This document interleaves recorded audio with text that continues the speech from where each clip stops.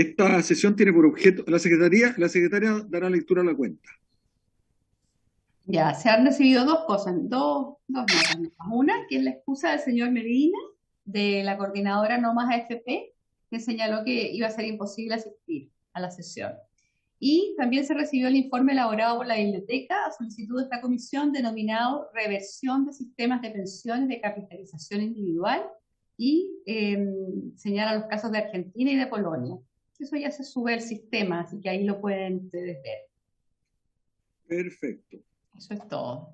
Secretaria, ¿usted podría, en relación con la cuenta, volver a consultar al señor Mesina si puede concurrir? Y también, tampoco ellos dijeron que no podían venir, sino que no dijeron que ese día no les convenía. Y también el señor, el presidente del Engels. Engel, claro, ¿ah? A él le El preguntamos presidente. la semana pasada y ¿Ya? no contestó Ah, nada. ya, Pero pero le para que vamos a preguntar al señor Mesina. ya. Y al señor Engel también insistirle a ver si puede venir porque son dos personas muy importantes que estén, ¿ah? Bueno, Muy bien. Bien. Esta sesión tiene por objeto, perdón, sobre la cuenta, alguna observación de las señoras y señores diputados.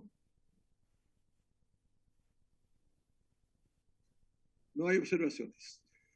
Esta sesión tiene por objeto continuar con su cometido y dar cumplimiento a lo encomendado en su mandato. Se ha invitado al vocero nacional de la Coordinadora Nacional de Trabajadoras y Trabajadores No Más AFP, don Luis Mesina, quien presentó sus excusas y le consultaremos si puede venir en otra oportunidad. Y está invitado también el periodista de investigación que ha estado en numerosas publicaciones y además en programas de televisión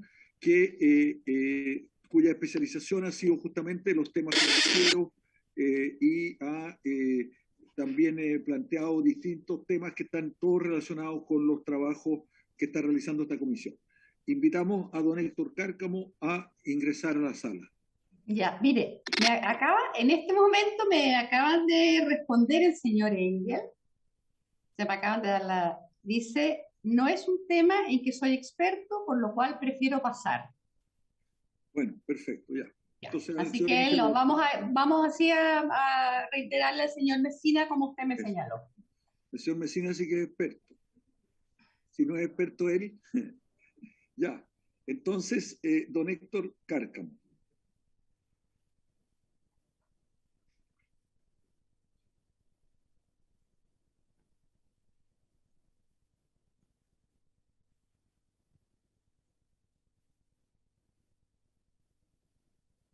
Don Héctor Cárcamo. Sí, Hola. ahí ingresó, pero aparece sin video y sin audio.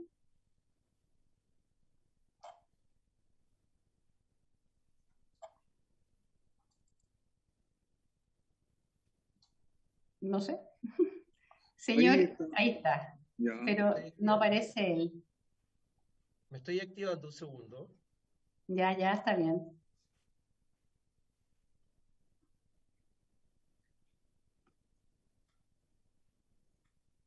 Don Héctor Cárcamo, muy bienvenido a esta comisión.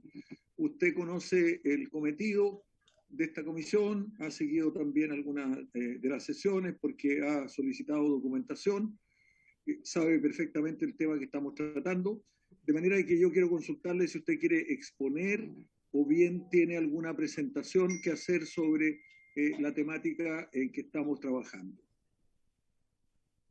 Hola, buenas tardes a todos. Sí, es una presentación en realidad, Muy dividida en bien, pues dos. entonces, Así que necesito compartir pantalla.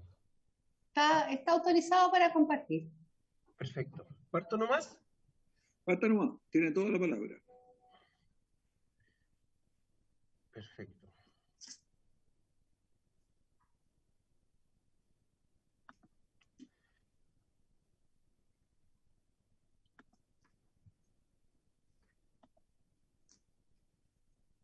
Ustedes me avisan si se ve.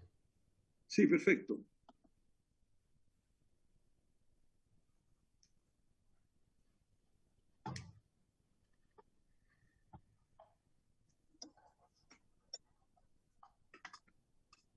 Ok. Bueno, esta presentación se divide en dos. En la primera parte me aboco a Volcom, algunos aspectos, la verdad, y después me voy a la arista ILC, que yo le llamo ILC Banmédica y se lo voy a explicar por qué. Pero partamos por Volcom. Ahí está la agenda, Volcom, y después ILC Banmédica. Bueno, Volcom sabemos que es una AGF, una administradora general de fondo, creada en junio del 2015 por 3 socios, José Miguel Bulne, Felipe Larraín Aninat y Sebastián Piñera Morel. Hice un monito ahí un poco para clarificar este caso porque es distinto al caso de Moneda y el SEA Habitat en términos de el objetivo de la inversión, la manera en que se invierte y la manera en que lo evalúa la clasificadora de riesgo, ¿no? El rol de la clasificadora de riesgo que me parece que en este caso es bastante relevante. Y lo vamos a ver por qué. Si ustedes se fijan, está ahí, con el cursor voy siguiendo la imagen.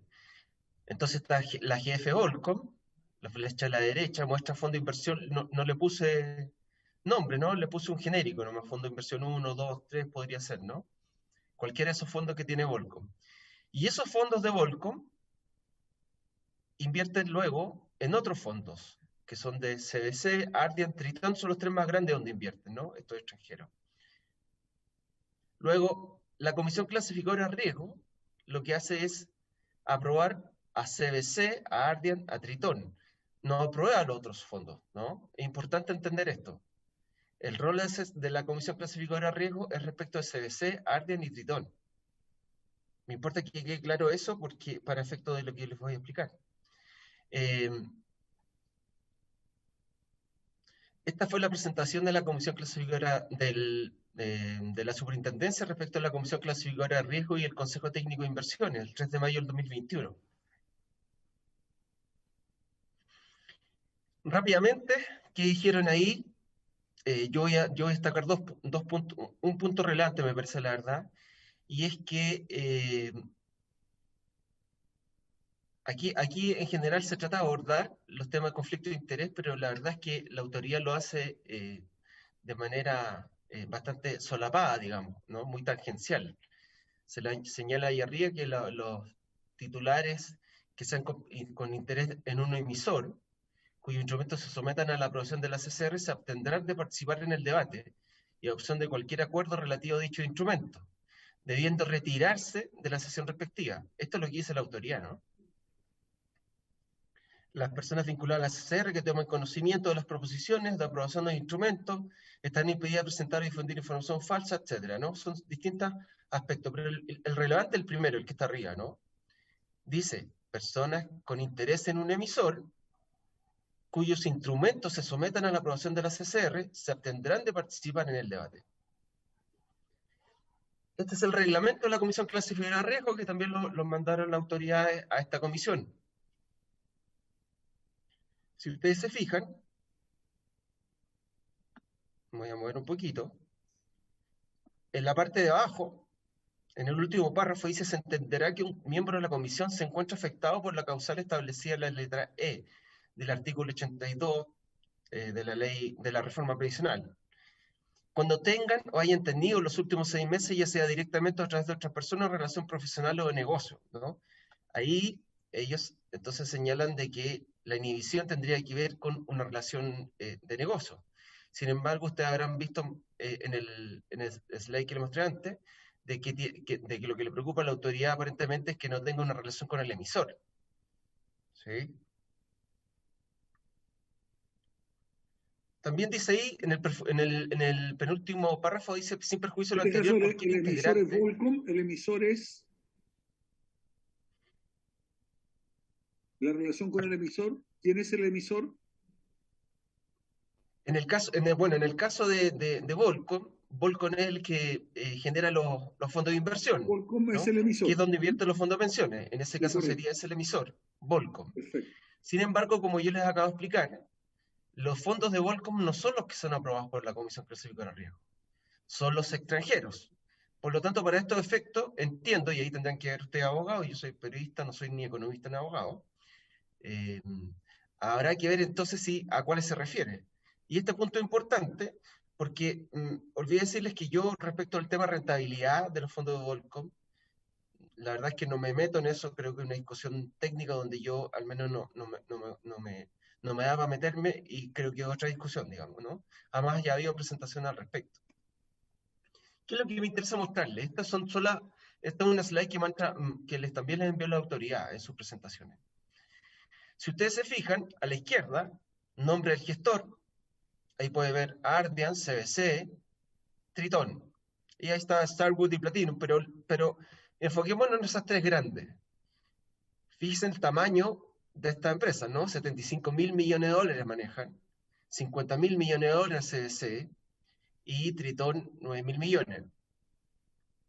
Si ustedes se fijan, debajo de esos montos aparecen las fechas, dice, de aprobación a la CCR. En el caso de Ardian, pueden ver ustedes que se aprueba en enero del 2018 y en febrero del 2019. Enero del 2018 capital privado, deuda privada febrero del 2019. CBC, capital privado, febrero del 2019, deuda privada junio del 2018. Tritón, marzo del 2018. En el caso de los otros, Starwood, septiembre del 2020, y en el caso de Platinum Equity Advisor es agosto del 2018.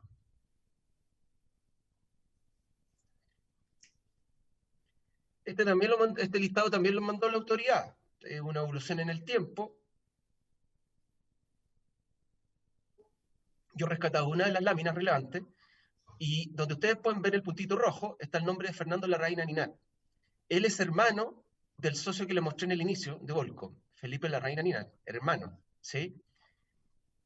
Entre septiembre del 2017 y julio del 2020, Fernando Larraín participó en la CCR. Si ustedes se fijan abajo también, ¿no? En junio del 2017 también alcanza a participar, también en mayo del 2017, etc. Pero para los efectos que a nosotros nos interesa, yo les voy a mostrar las actas. Estas son las actas de la CCR. Enero del 2018. Si ustedes se fijan abajo, al final del primer párrafo, Fernando Larraín Aninat participó en esa sesión en la 25ª reunión del día 29 de enero. ¿Qué se vio en esa reunión? Si ustedes se fijan, análisis de la solicitud de aprobación de las cuotas de los fondos mutuos extranjeros. No voy a leerlo completo, pero si ustedes se fijan abajo, análisis de la solicitud de aprobación del gestor de activos alternativos, Ardian. Eso significa que Fernando Larraín participó. No sabemos si es que se inhabilitó, en ese momento se ausentó o no, pero según lo que figuran en las actas, participó. Ahí está el detalle, esta es la misma acta del mismo día. Ardian Capital Privado e Infraestructura. Otra sesión del 26 de febrero del 2018. También participa Fernando Larraín Aninat. Como pueden ver al final del primer párrafo, ¿no? Ahí estoy mostrando con el cursor. Y lo que se analiza, si ustedes van mirando en el avance del párrafo, al final dice Triton Partners, capital privado. Capital privado, Ardian. Y el acta 502, análisis de aprobación de las cuotas de los fondos mutuos extranjeros. Si ustedes revisan, voy avanzando aquí, va mostrando una serie de instrumentos aprobados, pero en la mitad dice análisis de la solicitud de aprobación de los gestores de activos alternativos extranjeros, CBC Credit Partners.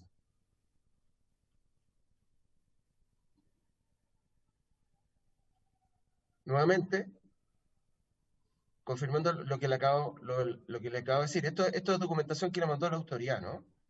No es algo que yo he sacado a otro lado. Y ahí pueden ver nuevamente análisis de la solicitud de aprobación de los gestores de activos alternativos, CBC Credit Partner. Ahí ustedes pueden ver qué es lo que se aprobó. Abajo en el cuadrito, el primero que aparece es CBC Credit Partner. Y el acta 504, 30 de agosto del 2018, ustedes podrán ver que al final del primer párrafo dice Fernando Larraín Aninat. Participó y que se vio ahí, ustedes pueden ver abajo, Platinum Equity Advisors. Nuevamente, ahí está el resumen en el cuadro, abajo, Platinum Equity Advisors. Acta 513, 27 de febrero del 2019, al final del primer párrafo, Fernando Larraín Aninat. Y nuevamente, si ustedes revisan cuáles fueron los aprobados, en el número 8, análisis de la solicitud de aprobación de los gestores de activos alternativos extranjeros Ardian, al lado CBC.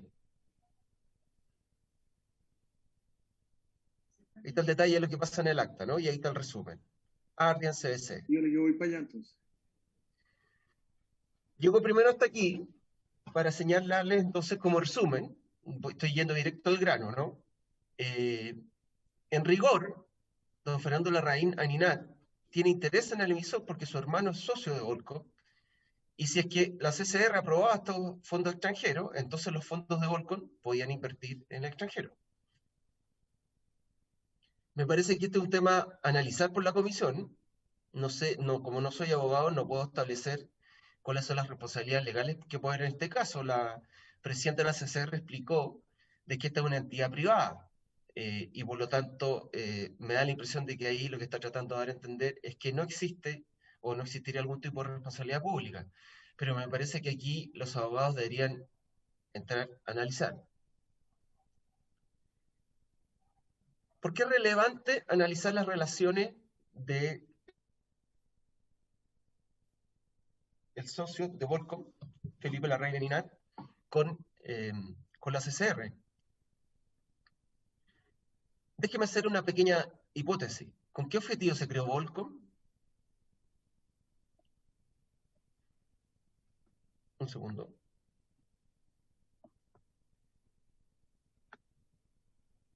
Lo sabrán ustedes que Inversiones de Odisea es el mayor aportante de los fondos de inversión de Volcom.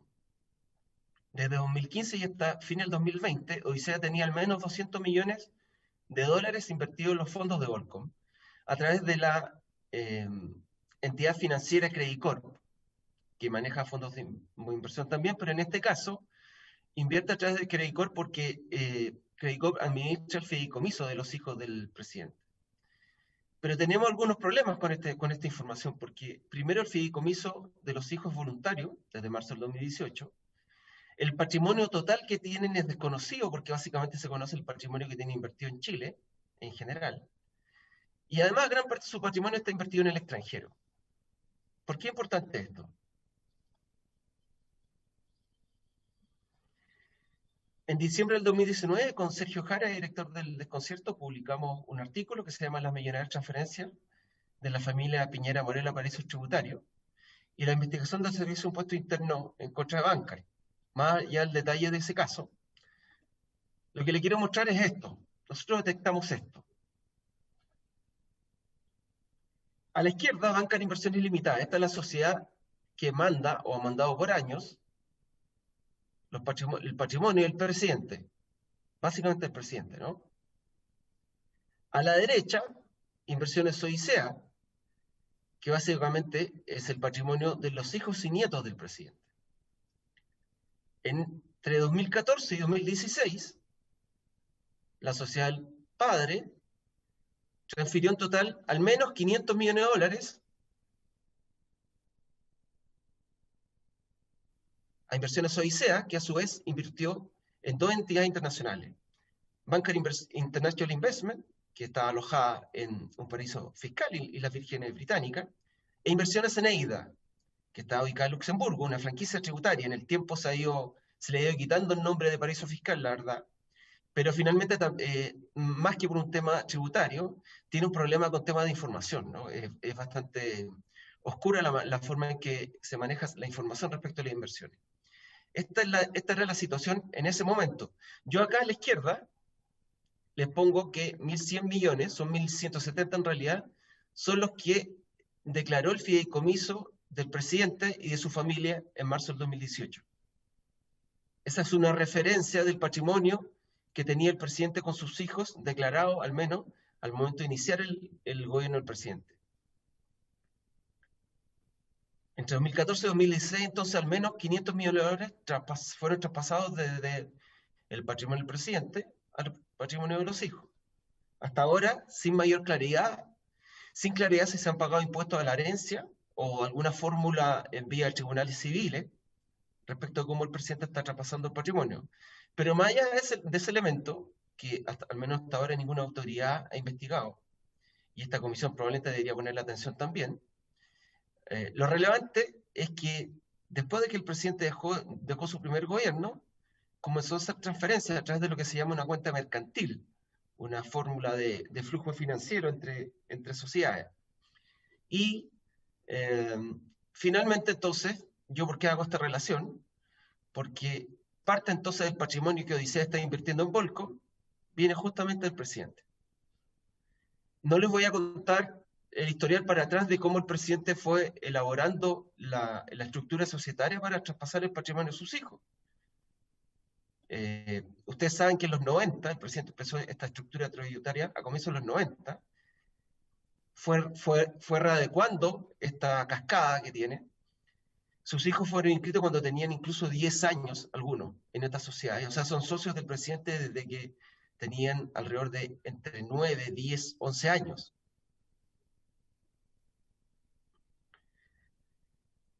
Dejen agregarle un segundo elemento. Este es un artículo que publicó Nicolás Massay y Benjamín Miranda de CIPER.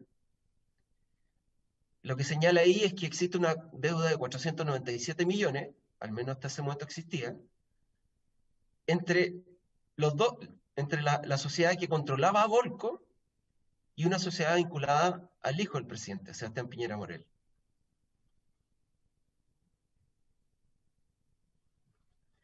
Mire lo que dice José Miguel Bulnes, el socio original con el hijo del presidente y con Felipe Larraín Ninat. Lo que en efecto existe es un pasivo que se originó en el inicio de la sociedad Volcom para financiar su constitución, sus garantías y los recursos para co-invertir en los feeders. Ese pasivo deuda se ha ido pagando gradualmente y al cierre del año 2020 su saldo es cero. Dos cosas al respecto. Eso significa que Volcom, para existir, porque tiene que tener un capital para existir, porque luego va a administrar patrimonio de tercero, tiene que tener un monto mínimo de dinero. Bueno, esa empresa para construirse se utilizó nuevamente el patrimonio de la familia presidencial. Ya sabemos que el patrimonio del presidente ha ido siendo traspasado a los hijos. Pero lo que dice Bulnes justamente es lo que revela de que el patrimonio de la familia presidencial fue clave en la creación de Volcom. Este es un artículo de Maximiliano Villena en La Tercera, en el 20 de marzo del 2018. Recién se había anunciado el fideicomiso y ya estaba el presidente gobernando. Básicamente lo que hicieron fue cambiar la sociedad, digamos, ¿no? Ahora Nicolás Noguera, que es el que siempre ha manejado las platas del presidente, ahora maneja las platas de los hijos a través de inversiones Odisea. ¿Qué es lo que está ocurriendo en el tiempo? Que el presidente está traspasando el patrimonio de sus hijos, ¿no? Y lo hace con operaciones entre sus gobiernos. Ni antes ni después, entre sus gobiernos.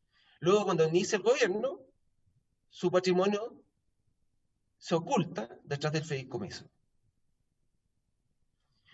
¿Qué decía ese artículo? Solo para rectificar los datos, por si algunos le tienen dudas, digamos, a lo que uno publica o medio independiente.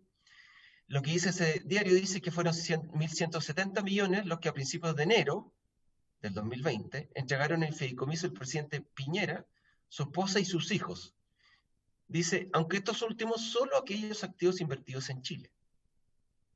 Es decir, no ha habido transparencia sobre la plata que tienen los hijos en el extranjero. Luego, BTG Pactual, Moneda y Altis se encargarán de manejar 665 millones de la familia Piñera Morel. Básicamente, como ustedes saben, Banca de Inversiones Limitada, la que les había señalado.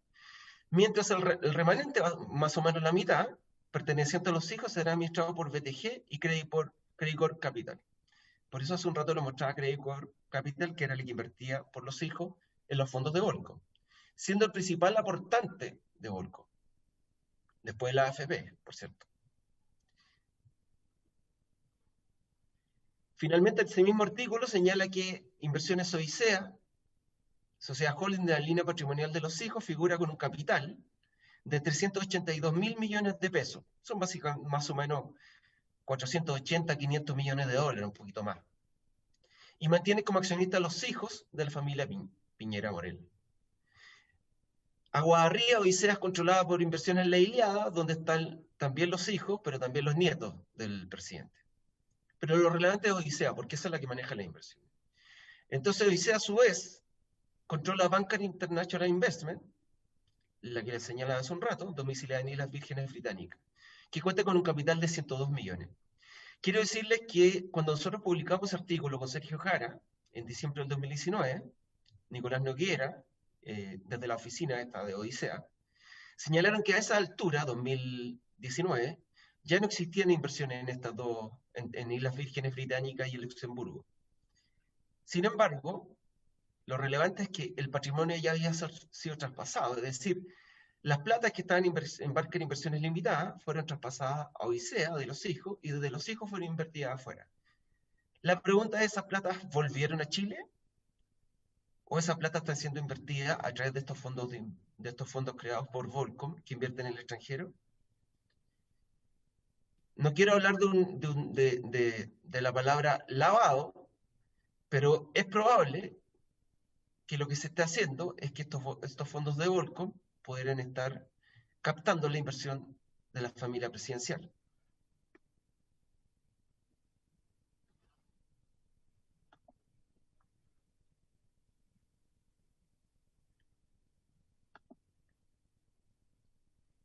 Dejo hasta ahí esa primera parte.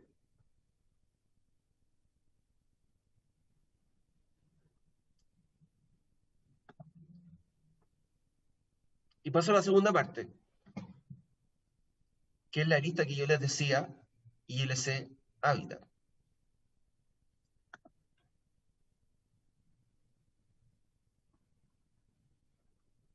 Un segundo.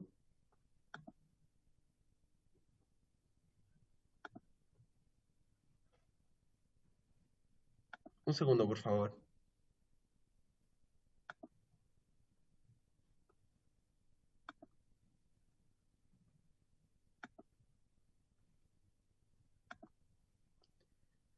Ay, me pilló esto.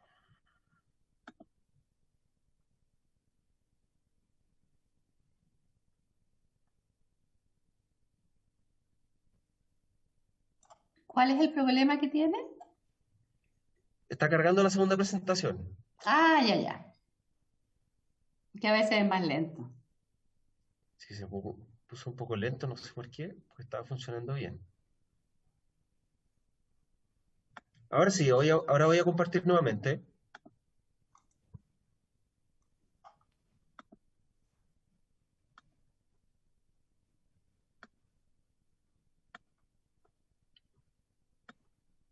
Ustedes me avisan cuando se vea. ¿Se Ahí ve? se ve. Sí, ahí sí. Y el Seban Médica. ¿Por qué le puse el Seban Médica? Porque hasta ahora este caso, básicamente porque la denuncia de Gino Lorenzini se enfocó en ILC Habitat, la relación ILC Habitat o la triangulación que se le llama ILC Habitat. Sin embargo, como van a ver en esta parte de la presentación, probablemente el caso más llamativo es el caso Banmédica, que es un caso distinto, con algunas cosas parecidas, pero que revela que el cambio en el régimen de inversión, que ya se ha comentado en algunas presentaciones ante esta comisión, tuvo un impacto mucho mayor en el caso Banmédica. Y lo vamos a ver ahora, más que ILC incluso. Y creo que la comisión debería investigar esto. ¿Por qué estamos hablando de este caso?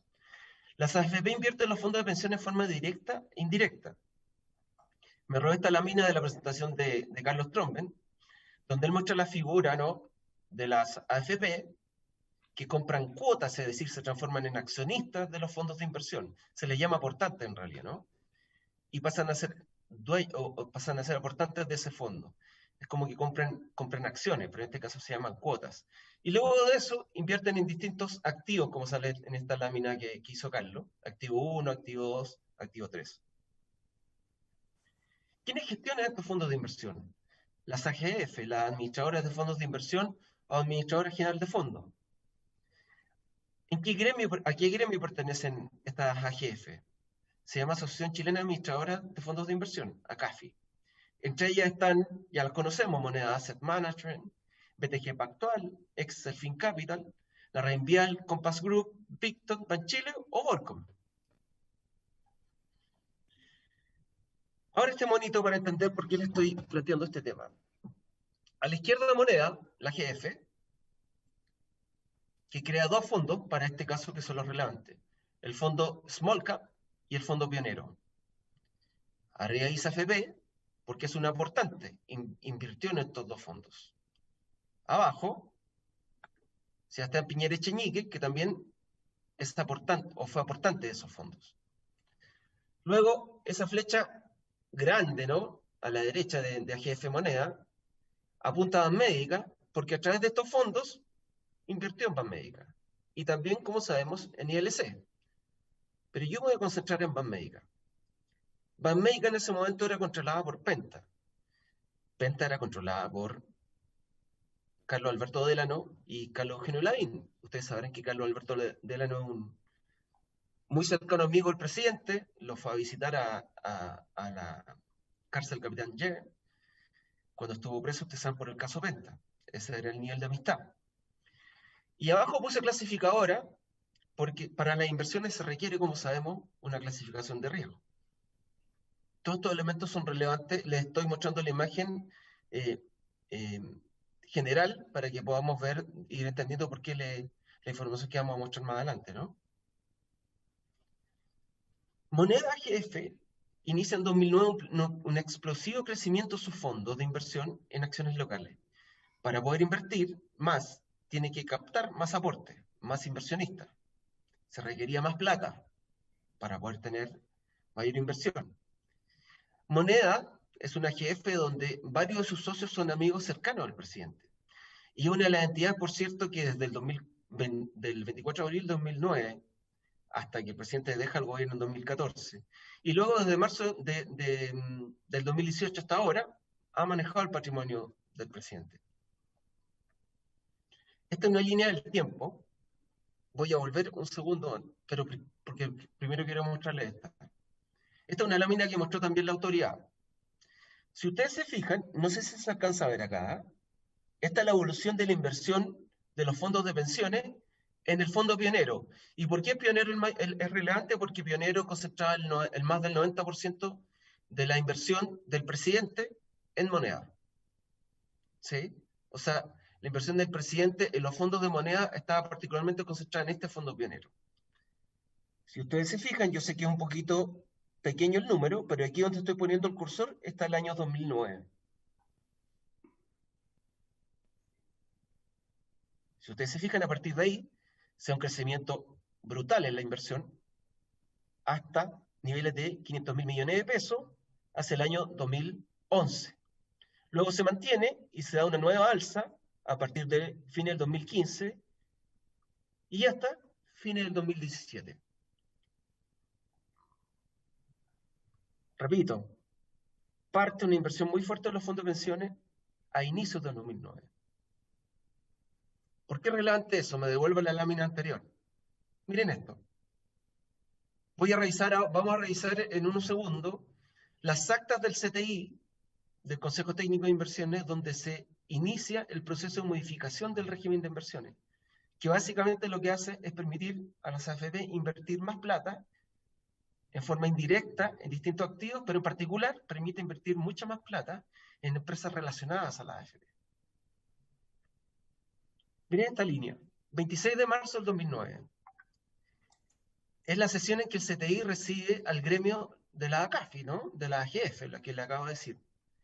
Y es en este momento que se abre el debate sobre las relacionadas. Vamos a ver que el CTI no tenía considerado revisar este tema de la inversión relacionada y solo se abre cuando llegan los privados. privados que tienen severos conflictos de interés con el CTI, y que los vamos a ver también. Y por cierto, mucha vinculación con el presidente. Entonces, 26 de marzo parte ese proceso de regulación. Un mes después, el 24 de abril de 2009, el presidente firma el fideicomiso con Moneda y BTG. Un mes después, el 20 de mayo del 2009, el patrimonio del presidente invierte 2.275 millones en el fondo de inversión Small Cap de Moneda.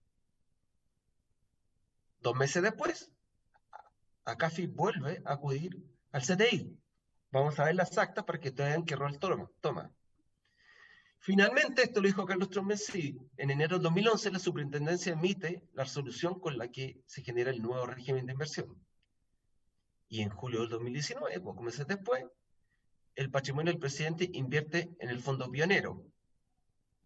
En ese caso, como les dije, ahí no puse el número, se me pasó, pero es 20 veces lo que invirtió en el fondo Small Cap. Esta es la inversión grande en pionero.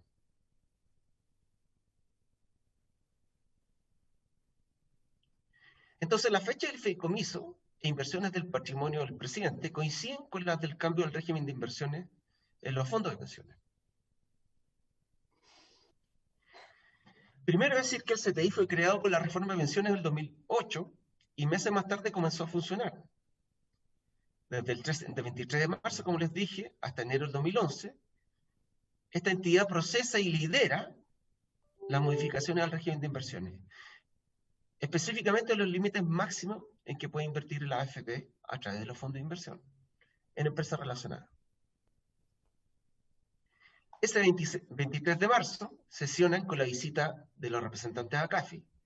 Son ellos quienes plantean y abren la inquietud en el seno del CTI. El CTI no tenía en su radar analizar las inversiones de las AFP en empresas relacionadas. No estaba en su idea. El cambio en la medición de la inversión indirecta, que publicará en enero de 2011, en la práctica, como les dije, aumenta los montos que pueden invertir las AFP a través de los fondos de inversión en empresas relacionadas. Me paso rapidito aquí por algo que presentó el superintendente Osvaldo Macías para justificar y para responder a la denuncia hecha por Gino Lorenzini. Señala que entonces que ya no valía este artículo 45 del DL 3500 como normativa para evaluar si es que se estaba vulnerando o no los límites de inversión en empresas relacionadas, los límites de inversión indirecta.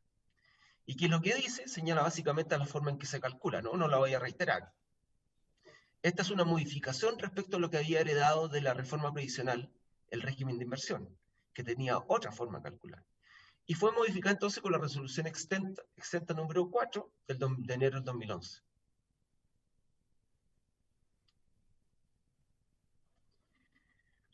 Esta frase también ha sido bastante citada en la comisión para explicar por qué básicamente se hicieron los cambios al régimen de inversión, ¿no? Es decir, que no fue algo que se le ocurrió al CTI, sino que fue una orden de la ley. ¿Y qué es lo que dice ahí? Es una explicación de la Superintendente de Pensiones. Ese es el informe de las Comisiones Unidas de Hacienda y del Trabajo que están tramitando la reforma previsional. Claro, cita el informe de la comisión, es parte de la historia de la ley. Y como ustedes pueden ver, lo que está señalando ahí la superintendenta es que ella entiende, primero, dice, son varias las modificaciones que se proponen, entre otras, que no se puede invertir directa ni indirectamente en las AFP. En definitiva, lo que se hace es prohibir lo que actualmente no se puede hacer directamente para que tampoco se haga indirectamente. Es decir, hasta ese momento, aparentemente se invertía en forma indirecta, o no estaba regulado. Aparentemente había un vacío legal. Habrá que preguntarse, y se le podría preguntar al superintendente de pensiones, y se podría citar a Solans Norte, para preguntarle si es que en ese momento están fiscalizando si es que había inversión indirecta en empresas relacionadas por parte de la AFP. Porque esa explicación no la han dado. Pero lo más importante de esa frase es que dice, lo que sí entiende y comparte es que no se pueden prohibir inversiones indirectas menores o insustanciales. Y en ese sentido se puede mejorar el alcance de las distintas normas, bla, bla, bla. Me fui a la historia de la ley, en la página 1192, si alguien la quiere ver. Espero que se vea bien. Aquí hay un debate respecto a qué se hacía con la inversión indirecta y en particular con las empresas relacionadas. Hay algunas propuestas de indicaciones por parte de la senadora Elin Matei, del senador Pablo Longueira, esto en el 2008, ¿no? Y del senador Coloma. Hay una discusión sobre qué hacer. Si ustedes se fijan, la senadora Matei plantea sacar la palabra, mantener la palabra directamente y sacar la palabra indirecta. Hay una discusión más larga en estas comisiones. Sin embargo, lo relevante yo quería mostrarles solamente que ahí hay una discusión y a propósito de esa discusión vino la superintendente y dijo lo que acabamos de leer. Esto es básicamente lo que hay en la discusión de la historia de la ley sobre este tema. Entonces quiero mostrarle, a partir de esta discusión, cómo quedó la definición de inversión significativa. Así estaba antes de la modificación. Letra D, inversión indirecta. Aquella que realice los fondos de pensiones en activos a través de la tenencia de instrumentos del inciso segundo del artículo 45. Repito, inversión indirecta, 2 puntos, aquella que realice los fondos de pensiones en activos, bla, bla, bla. ¿Cómo quedó? Nuevamente, letra D, inversión indirecta, aquella inversión significativa, eso es lo nuevo, que realice los fondos, bla, bla, bla. Por eso se hace ese cambio, así se explica ese cambio, ¿no? Hay una decisión, a partir de esta discusión que había sobre qué hacer con la inversión indirecta en relacionados, cómo calcularla, qué prohibir, qué no, cómo. Lo que se define básicamente es decir, tiene que ser una inversión significativa. Esto lo ha dicho el superintendente, lo han dicho otras personas, pero yo quería mostrarles qué pasó en la historia de la ley. Y entonces, vamos a entrar a qué pasa con el CTI. Esta es nuevamente una presentación de la autoría ante ustedes. Si se fijan en el segundo párrafo, se los dijo la autoridad, no sé si a ustedes les llamó la atención, pero básicamente lo que les está diciendo ahí es que el decreto dispone expresamente que la superintendencia de pensiones no puede establecer en el régimen de inversión contenidos que hayan sido rechazados por el CTI. Es decir, el CTI tiene poder de veto sobre la autoridad para modificar el régimen de inversión de los fondos de pensiones. Si ustedes suman esto con la Comisión Clasificadora de Riesgo, me atrevo a decir con toda claridad que el sistema de pensiones, al menos en estas dos entidades claves, tiene un sistema regulatorio y fiscalización de autorregulación. No sé si a ustedes les parece grave eso. Déjenme ver cuáles son los elementos que configuran este CTI. Ahí están todas las atribuciones y las funciones que debe cumplir el Consejo Técnico de Inversiones. No voy a entrar en el detalle, pero básicamente tiene una relevancia total en este tema. Ahí es un par de comentarios respecto a temas de conflicto de interés, muy al pasar. Dice que mientras ejerzan su cargo en el CTI, quienes lo integran no podrán ser gerentes, administradores o directores de una AFP, ni de alguna de las entidades de su grupo empresarial. Los consejeros del CTI durarán 4 años y podrán renovarse, bla, bla, bla. Ahí están los nombres de las personas que participaron en el inicio del cambio al régimen de inversión.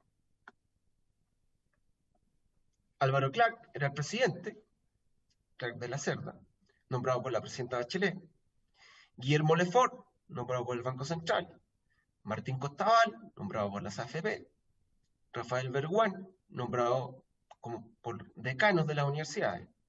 Y Eduardo Walker, nombrado también por los decanos. Ya veremos el detalle de eso.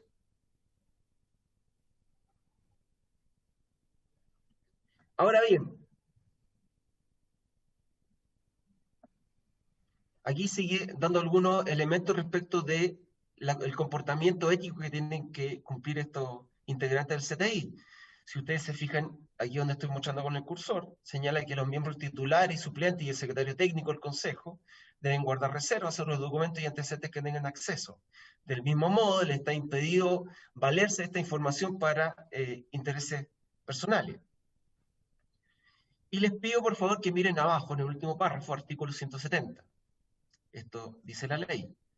Los miembros del Consejo de Inversiones, CTI, deberán inhabilitarse cuando en la sesión respectiva se traten asuntos que los involucren o cuando se traten o resuelvan materias en que puedan tener interés.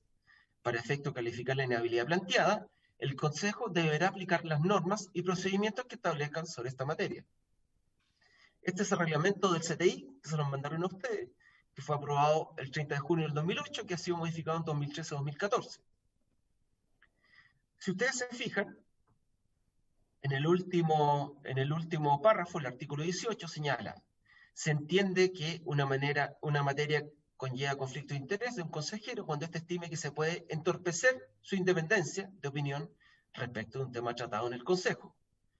Cuando un consejero estime que tiene conflictos de interés respecto de uno o más temas que se traten en una sesión, deberá inhabilitarse y pedir que esto se consigne en el acta.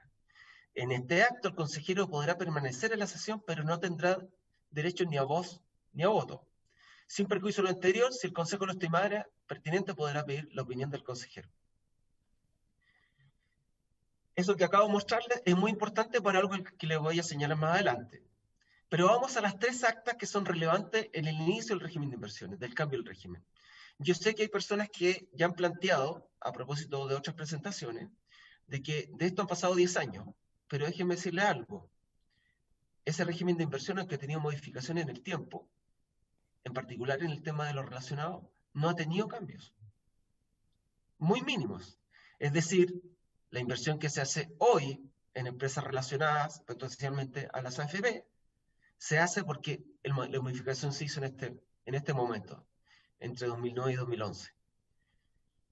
Creo yo, a partir de lo que vamos a ver, que hay elementos relevantes de que esta modificación fue ilegítima. Si es que algunas personas piensan que se le puede caracterizar de otra forma o se puede calificar de otra forma, creo que no estarían tan equivocados. Entonces, 26 de marzo del 2009, acta número 20. Como pueden ver ustedes, el presidente Álvaro Clark, y ahí están todos los integrantes.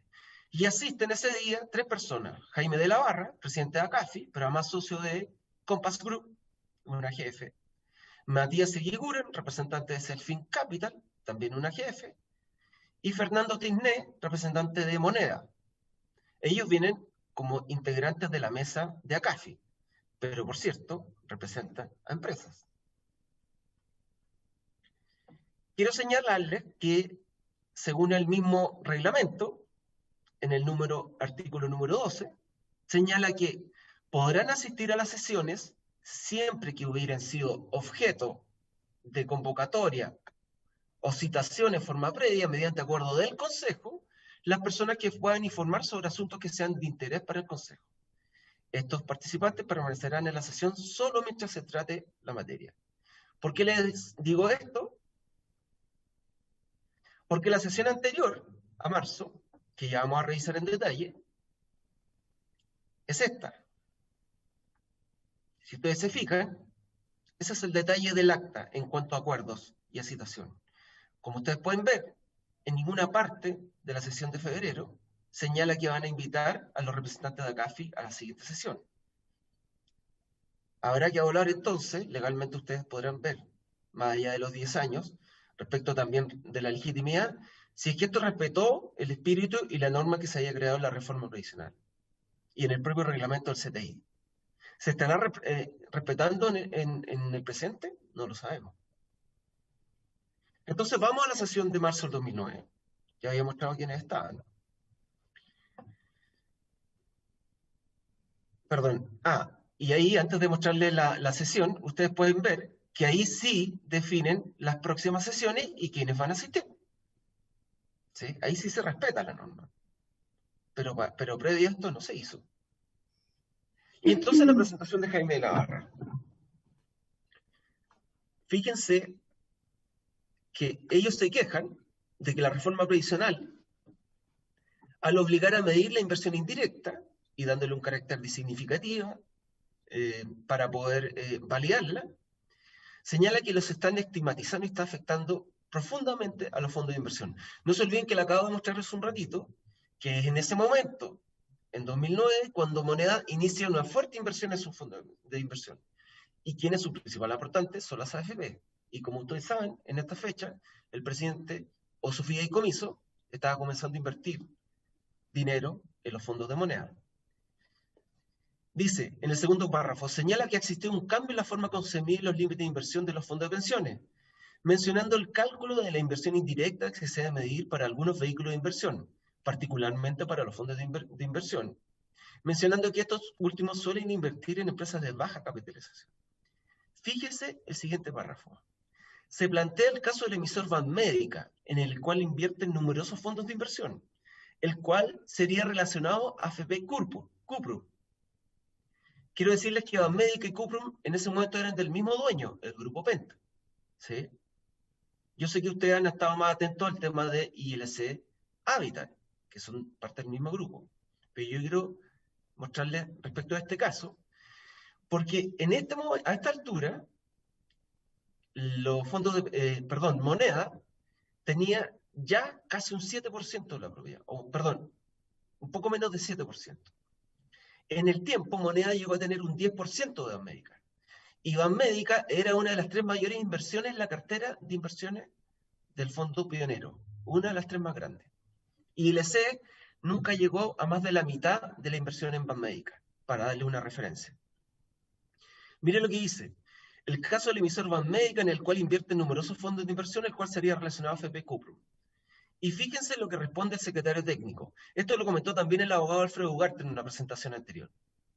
El secretario técnico aclara que la ley prohíbe la inversión directa e indirecta en relacionados y por lo tanto no es un problema del régimen de inversión. Mire lo que responde de la Barra. Aquellos fondos de inversión que se especializan en activos poco líquidos por el criterio de la inversión indirecta serán estigmatizados. Agrega el señor Tisné de Moneda que podría derivar en la formación de carteras de inversión poco eficientes. Luego dice el señor de la Barra que no se debe estigmatizar los fondos de inversión que invierten en activos poco líquidos, y que ese era el objetivo de la normativa, entonces habría que aclararlo. Interviene el ex gerente general de Habitat hasta el 2004, Martín Costabal, que normalmente, en algunos casos por lo menos, ejercía como vicepresidente del CTI, señalando que ese no es el objetivo. Y mire lo que dice después. Además, históricamente los fondos de inversión han sido utilizados como vehículos para traspasar los límites de inversión. Nuevamente, yo les recomiendo que inviten a la superintendente de pensiones y le pregunten si fiscalizó, si que se respetaba la prohibición de invertir en empresas relacionadas, directa o fundamentalmente indirectamente. Más allá de los 10 años que han pasado, sería bueno que la autoridad que hoy día trabaja en el Banco Central y un rol relevante de explicación de qué es lo que hacía cuando era superintendente. Me queda poquito. Sigo. En opinión del señor de la Barra, el criterio de 2% considerado para la medición de la inversión indirecta debería ser un parámetro distinto para distintas clases de activos. ¿Por qué les digo esto? Porque antes de la modificación del régimen de inversión, se medía distinta la inversión indirecta. Se medía en función de la participación del fondo de inversión en la empresa final, en el emisor. Si fuera el caso de la inversión de moneda en ILC, el límite sería no pasar del 2% de ILC. Como yo les acabo de decir, a esa altura, las AFP pasaban, el fondo moneda pasaba del 7% de la propiedad médica y llegó al 10%. Y uno de sus principales aportantes en moneda era la AFP Cuprum. Luego el señor Tisné opina que los fondos en la práctica no invertirán en fondos de inversión porque las AFP no pueden controlar estrictamente las inversiones de los fondos de inversión y no pueden, por tanto, controlar los límites de inversión. Me avanzo un poquito, solamente en esta parte, porque lo que yo quisiera es que ustedes pudieran ver lo que señala abajo, en este párrafo que estoy moviendo, donde estoy moviendo el cursor. El señor de la Barra dice: los fondos de inversión hacen de puente entre los que buscan financiamiento y los que tienen el financiamiento, fondos de pensiones. La nueva normativa sería más restrictiva, castigando a los fondos de inversión, a ellos, mientras que los bancos, los fondos de pensiones los financiarían a tasas ridículas. ¿Qué es lo que está diciendo ahí? Que quieren inversiones baratas, como los bancos.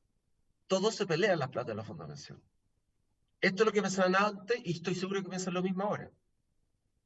Y lo que proponen es elevar el parámetro para el cálculo de la inversión indirecta desde 2 hasta 10%. Es decir, la propia SAGF le dicen que solo mueva la referencia respecto al emisor. O sea, en vez de 2% el máximo de un emisor, en este caso estamos hablando de empresas como ILC o América, ¿no? Está viendo que la suben de 2 a 10%. No está pidiendo que cambie la forma de medir. Ojo. Avanzo a la sesión del 23 de julio del 2009. Esta sesión es relevante porque aquí se abre el debate, ¿sí?, sobre este tema. El anterior, básicamente acá lo que hizo fue intervenir la conversación y generar esta inquietud. Ahí están los participantes. Y bueno, el secretario técnico señala que esta presentación de la medición de la inversión indirecta, porque esa sesión se dedica a eso, se propuso que una vez finalizada la primera medición que se hiciera, se volviera a estudiar el criterio adoptado en la primera versión del régimen de inversión, lo del 2%. Un fondo de inversión, entonces no podía tener más de un 2% de una la AFP no podía tener más de un 2% de un emisor a través de estos fondos de inversión. Y aquí, no sé, espero que se vea bien, yo por lo menos lo veo relativamente claro. Ustedes van a ver, yo les pido que revisen las actas del CTI, si no se las ha entregado la autoridad, se las puedo enviar yo porque las pedí por transparencia, por eso las tengo. Pero aquí lo que van a ver ustedes es que se da una discusión respecto de cómo calcularlo. Respecto del 2% y respecto de si se puede hacer una propuesta distinta. Y lo que van a ver es que los últimos párrafos, en los 3 últimos párrafos, el presidente, Álvaro Clark, interviene en este debate. ¿Y cómo interviene? Porque es relevante él, porque él tiene severos conflictos de interés en este caso. El señor presidente señala que el tema que enmarca la discusión es que han habido situaciones en las que los fondos mutuos de inversión se han utilizado para alterar los límites. Por lo tanto, lo principal es cautelar que estos tipos de instrumentos no se mal usen y que la medición no tenga el efecto de anular instrumentos que puedan ser eficientes. Dice el secretario técnico, esto es lo que dice el acta, como dijo alguna vez el ex superintendente de Valor y Seguro, ex superintendente de AFP, ex ministro de Economía Alejandro Ferreiro, ni las actas revelan todo lo que se dijo, ni todo lo que se dijo está en las actas. Pero esto es lo que dice este acta. El secretario técnico acota que la propuesta de medición de inversión indirecta fue una buena solución, porque se está reconociendo el concepto de significativo del 2%, lo que requiere que el vehículo esté diversificado. Mire lo que dice el presidente del CTI. Luego, el presidente señala que no tiene sentido creer que alguna AFP pretenda subir el límite de inversión de alguna compañía, como es Nersis, por ejemplo, invirtiendo en un fondo de inversión que tenga menos de un 2% en esa acción. ¿Sí? De alguna forma pareciera que está validando mantenerse en ese 2%. Perdón, hay la imagen que no se ve muy bien, pero ustedes verán ahí que Marcela Gana, una funcionaria de la Superintendencia de Pensiones, señala que lo que no se está capturando bajo esta medición es aquella situación cuando un fondo tiene invertido un 1% en algún instrumento no elegible, ya que el 2% es el umbral de significancia de cada instrumento. Es decir, si el fondo está diversificado en distintos instrumentos, no lo estaríamos capturando, señala. Miren lo que señala el señor ex gerente de Hábitat. Pregunta por la forma de funcionamiento del límite de 0,5% del valor del fondo de pensiones, en el cual computan los instrumentos no elegibles. Básicamente les digo esto porque Martín Costabales es el primero, y es aquí donde lo hace, que plantea esta idea de modificar la manera de calcular los límites de inversión indirecta, y en particular plantea el tema del 0,5%, que es el que finalmente va a tomar el CTI como referencia, y que es el argumento legal que ha dado la Superintendencia de Pensiones para enfrentar la denuncia de Gino Lorenzini respecto de este tema, ¿no? Yo no me hago cargo de varias cosas que dice Gino Lorenzini, a mí me interesa en particular en las cosas que yo tengo elementos técnicos para aportar.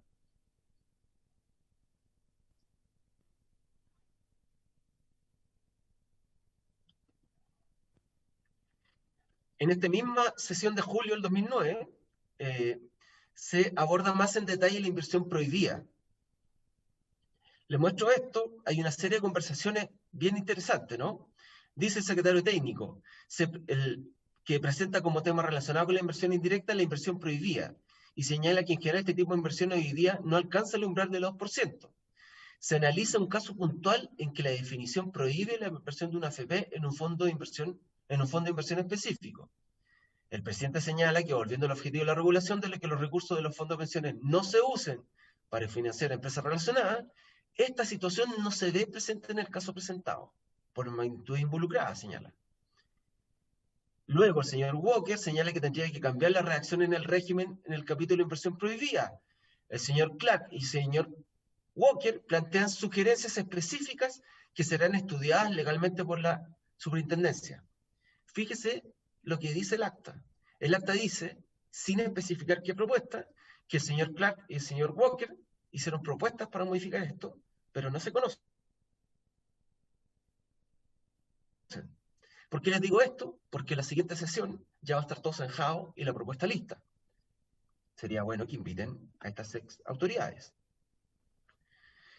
No quiero entrar ahí más en el detalle, solamente quiero mostrarles un dato que aparece, no sé si es la siguiente.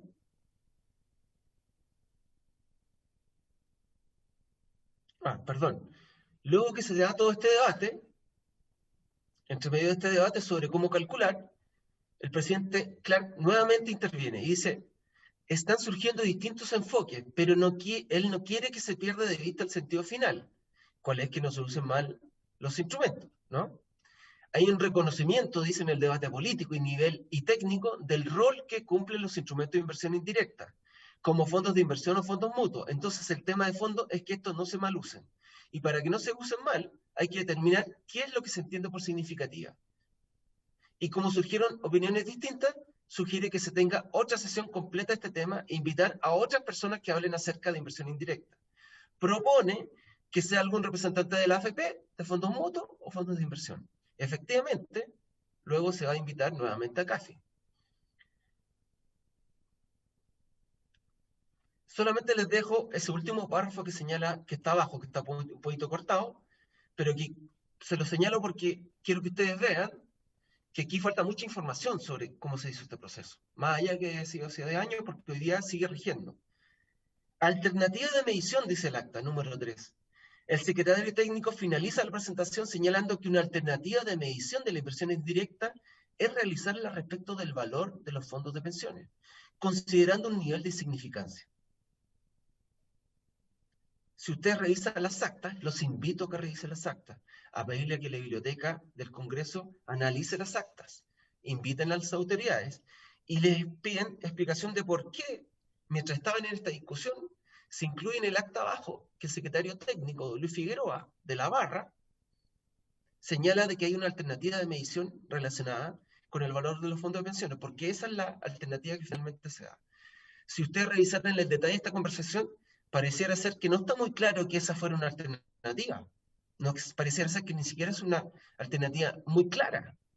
Sin embargo, el acta señala, porque tiene que dejar establecido legalmente, por como dice el reglamento y la ley, señala entonces que hay una posibilidad de regular distinto.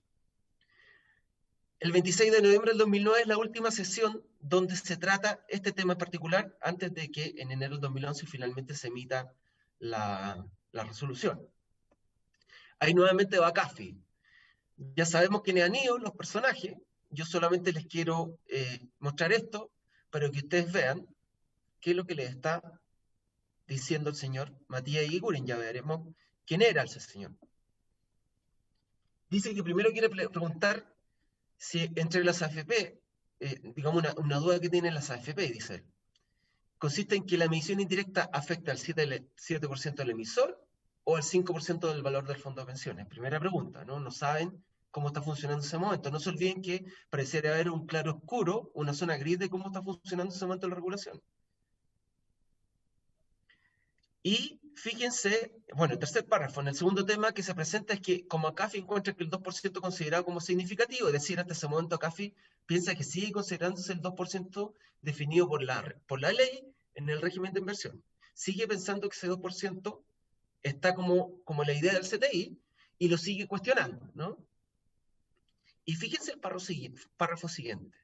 En relación a los grupos empresariales, el señor Eguiguren señala que sería conveniente que la superintendencia aclare quiénes son consideradas empresas relacionadas, ya que no existe claridad con respecto a esto. Señala que difiere de la definición de grupo relacionado de la CBS, como ejemplo menciona Cuprum Banmédica. Y por otra parte, fíjense lo que dice, el señor Eguiguren señala que si algún grupo como Luxich, Mate o Angelini llegara a comprarse alguna AFP, los fondos de inversión estarían muy restringidos para invertir, ya que el 33% del IPSA pertenece a esos grupos. Los representantes de ACAFI vuelven a sugerir una forma de cálculo. Por cierto, piden que el 2% para el extranjero se mantenga, ¿no? Estoy terminando, señorita secretaria, señor presidente. Ahí comienzan a aparecer, porque ahí se retira lo de ACAFI, y comienzan a aparecer lo que ya se estaba trabajando en el CTI a partir de las sesiones que yo le mostré antes. Solo le muestro aquí al fin, aquí en el medio, miren este párrafo. A continuación, el señor Ramón Rebolledo, que es de la superintendencia, presenta la inversión prohibida que presenta cada uno de los fondos de inversión para cada una de los fondos de pensiones, por la inversión en relacionados. Y mire lo que dice. Algunos, como el caso de América, BBVA, que en ese momento controlaba la FP Provida, y Citicorp, que en ese momento era socio, me parece, del Banco de Chile, y no se olviden que a esa altura me parece que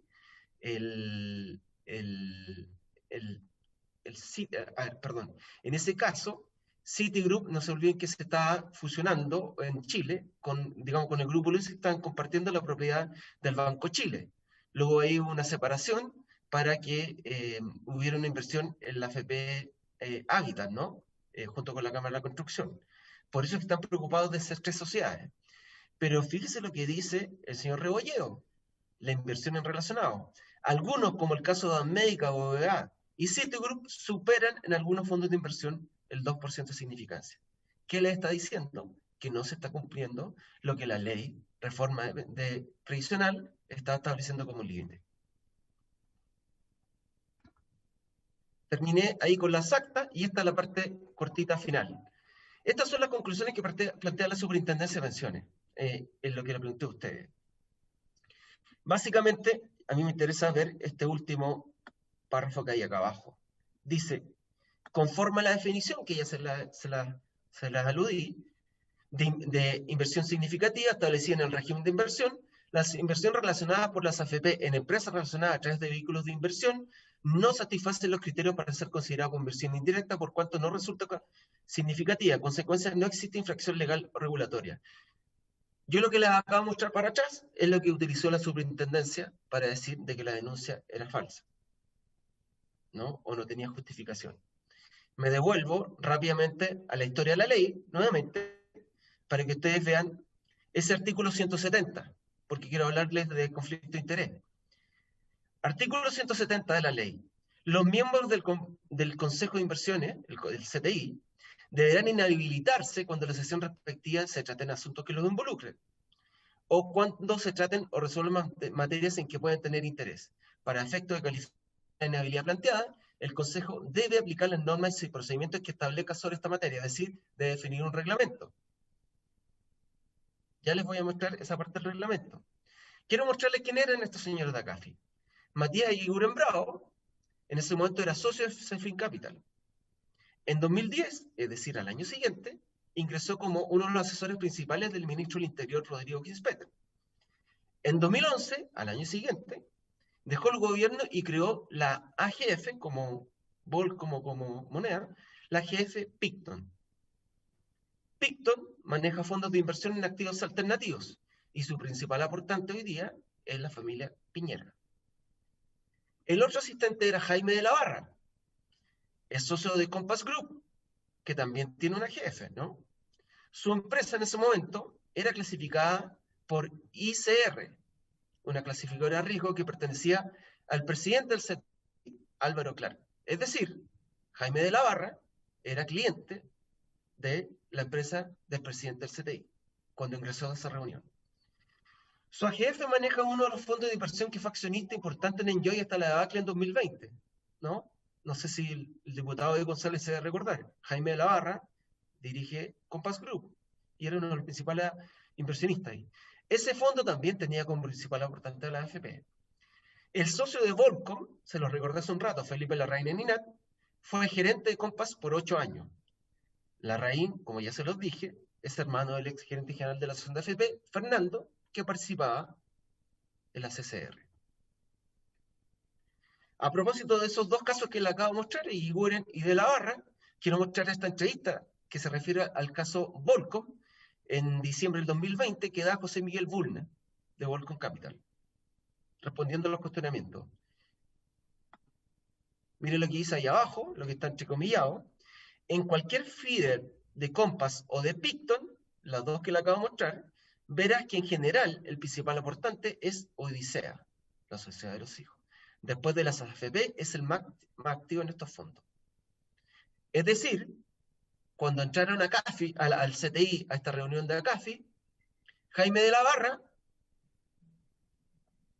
era dueño de Compass, cliente del presidente del CTI.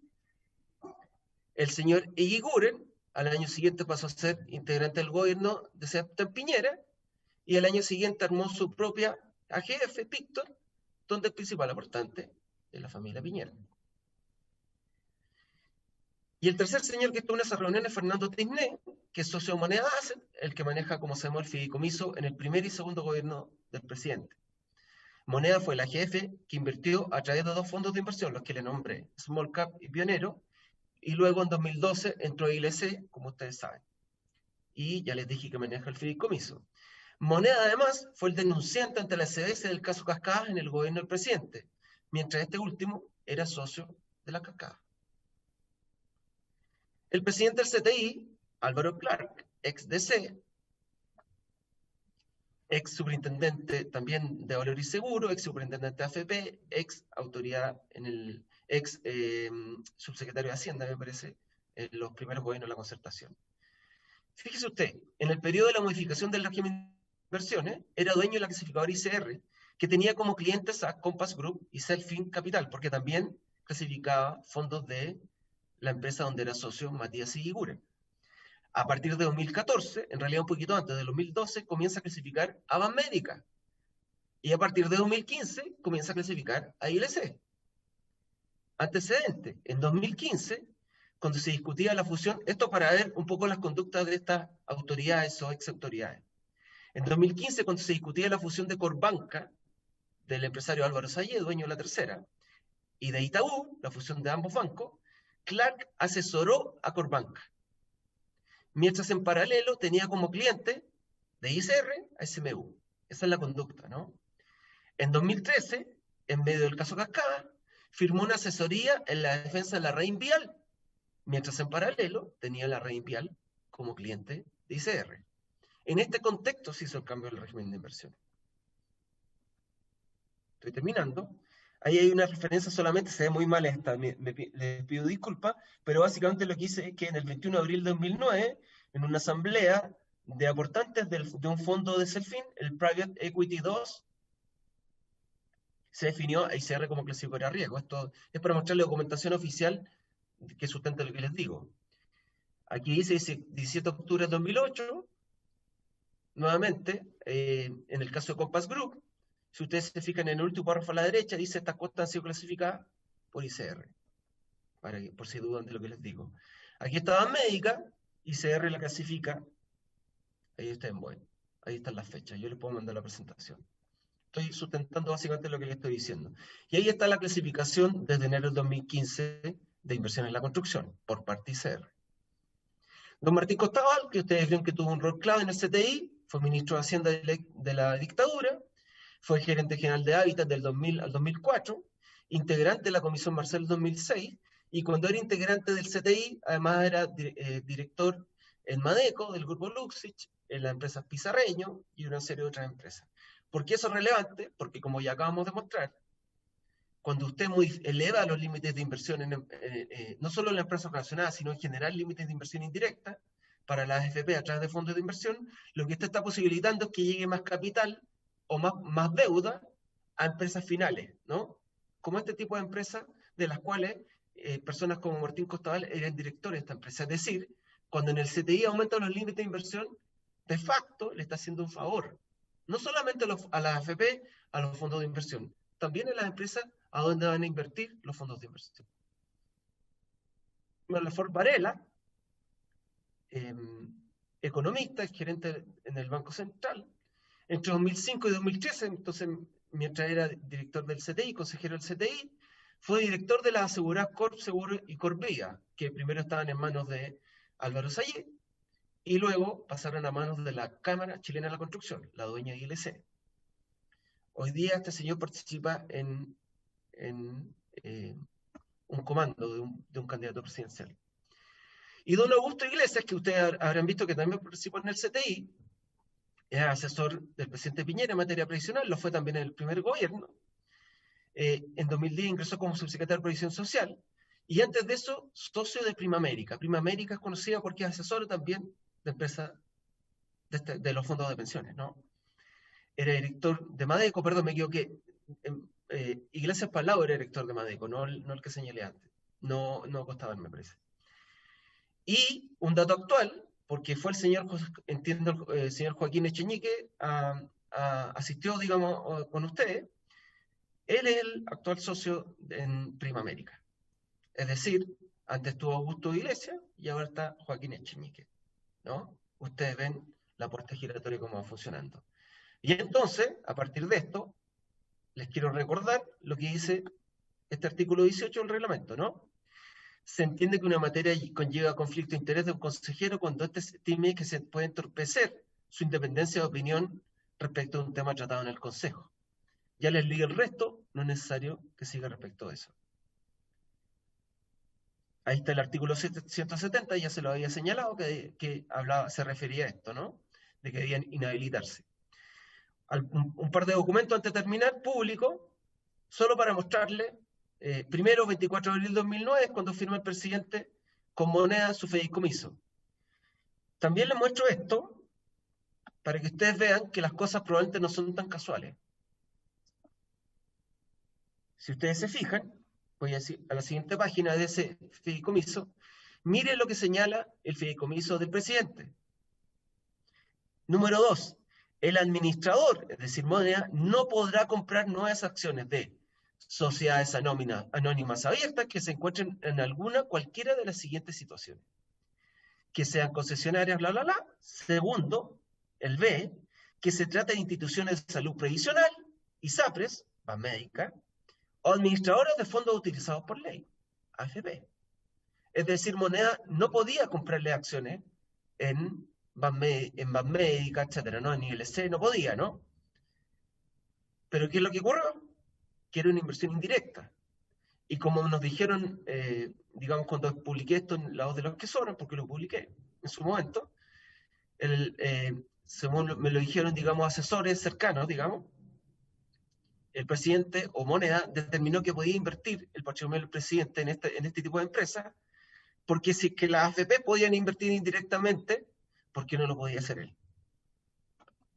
Sería bueno entonces probablemente preguntarle a ellos por qué lo hicieron. Y esto básicamente es el documento donde muestra las dos inversiones que yo les señalé. El 20 de mayo del 2009, perdón la imagen, 20 de mayo del 2009 se invierten los 2.275 millones en Small Cap, uno de los que les nombré, ¿sí? 20 de mayo del 2009, ya les mostré la línea del tiempo antes, y la de arriba del 20 de abril del 2011, que es cuando invierte en Pionero. Y ahí es donde invierte 17.513 millones. Esto es el patrimonio del presidente invertido seguramente por quien le administraba el fideicomiso. Y finalmente, para que ustedes vean, esta es la cartera inicial, marzo del 2018. Acá abajo, a la izquierda, dice Fondo de Inversión Pionero y abajo Fondo de Inversión Small Cap. ¿Sí? Si ustedes siguen hacia la derecha, en pesos, 25.796 millones de pesos, había crecido el fondo, y Small Cap, 5.020 millones. ¿Por qué les muestro esto? Solamente para que ustedes vean que esta inversión que hizo moneda, aparentemente, por el presidente cuando inicia su fideicomiso en abril de 2009, en paralelo al que el CTI está modificando el régimen de inversión, esa inversión que se hace en ese momento nunca se deja. Se mantiene hasta que el presidente llega a su segundo gobierno. ¿sí? Se mantiene hasta que el presidente llega a su segundo gobierno. ¿Y por qué les hablé del caso Banmédica? Porque hay algo que ustedes deberían preguntarle a la CMF, al señor Joaquín Cortés. Aquí les estoy mostrando. Banmédica siguió la propiedad del grupo Penta, que era quien lo controlaba, hasta fines del 2017, perdón. El 9 de septiembre del 2017 se anunció la venta de Banmédica. Con estas dos leyes termino. Se anunció la venta de Banmédica el 9 de septiembre. Ustedes podrán ver ahí. Ahí tengo marcado el 7 de septiembre, 1710. Ahí ustedes pueden ver que se paga un salto porque el 9 de septiembre se anuncia. Pero la acción venía subiendo hace rato. ¿Sí? Después se mantiene pareja porque, perdón, la oferta que le hace United Health, la empresa estadounidense que compra a Penta, la oferta que le hace al grupo Penta para comprar Banmédica, incluye una OPA, es decir, comprarle al 100% de los accionistas. Y además del grupo Penta, como lo acabo de decir, el siguiente accionista, después del grupo Penta, era los fondos de moneda, donde estaba el presidente.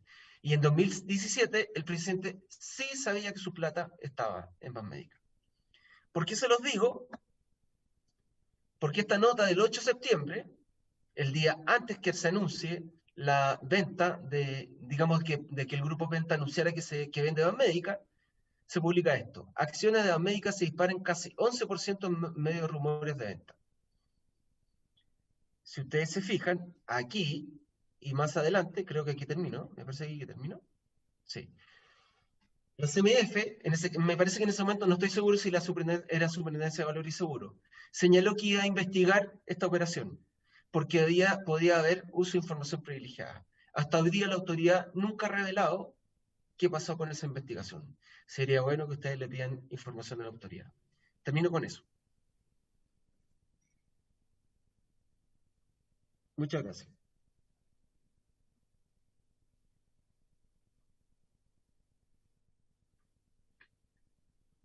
¿Ahí está bien?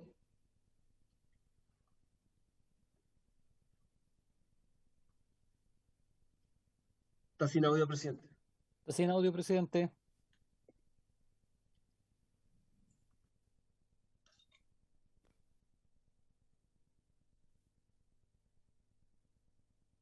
Está sin audio, presidente. Bueno, le decía a don Héctor que su información nos dejó anonadados y agotados porque es tal cantidad de información sobre posibles conflictos de interés, inversiones que vulneraron las normas y otras situaciones que usted señala que son bastante impresionantes. Nos queda bastante poco tiempo para hacerle consulta. Yo quisiera que pudiéramos prorrogar por 15 minutos la sesión, pediría la autorización a las y los diputados para que pudiéramos hacerle alguna pregunta a don Héctor, que si ¿Cuántos no nos diputados alcanza. hay? ¿Cuántos diputados hay para tomar los acuerdos? 1, 2, Cuatro. 3. ¿Cuál es el cuarto? El diputado y la vaca. Sauerban también está en la sala. Sí, Sauerban está en la sala. Está mellado, pero ¿y la vaca podrá mostrarse para votar? A ver, Obvio. está Mellado, está el diputado Sauerman. Y la vaca no lo veo. Ahí estoy. Ahí está, ya, gracias. Ahí está. Sí, se estaba escuchando todo el rato. Perfecto. ¿Acordamos prorrogar unos 15 minutos? De acuerdo. Bueno, preguntas, diputados, por favor, y diputadas.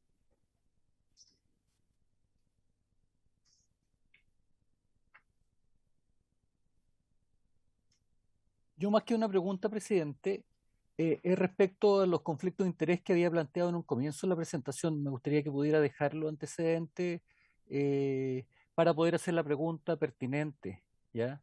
En la primera presentación habló respecto a la participación de la reina Ninat dentro de una serie de sesiones, así que me gustaría por lo menos tener esas láminas y que se le pida el oficio pertinente a la autoridad respectiva, presidente. Gracias.